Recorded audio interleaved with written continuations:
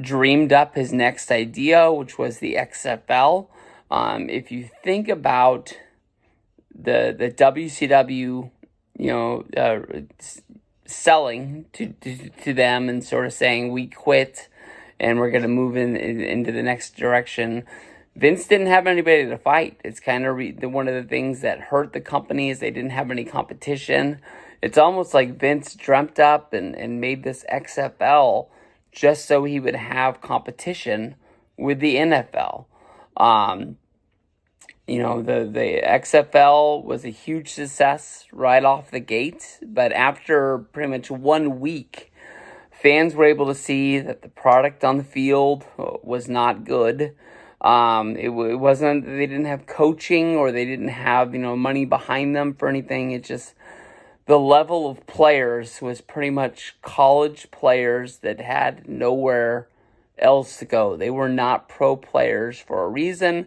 They didn't, they weren't able to lure any free agents from the NFL to join. They weren't going out and trying to recruit college players to not enter the NFL draft to come play for them. They were supposed to be like almost a replacement league or a secondary league that funded or that fueled players into the NFL. They were supposed to be the minor leagues.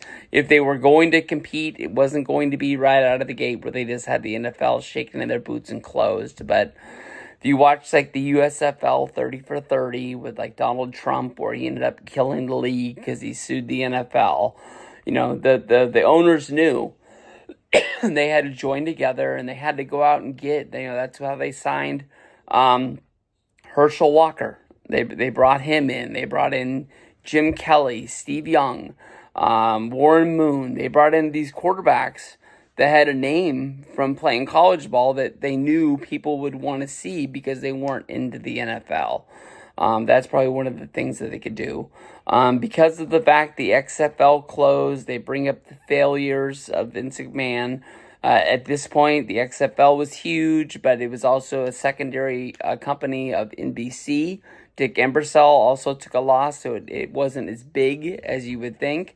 There was the hotel in Las Vegas that Vince ended up buying and thinking that he could run as a hotel, as a casino.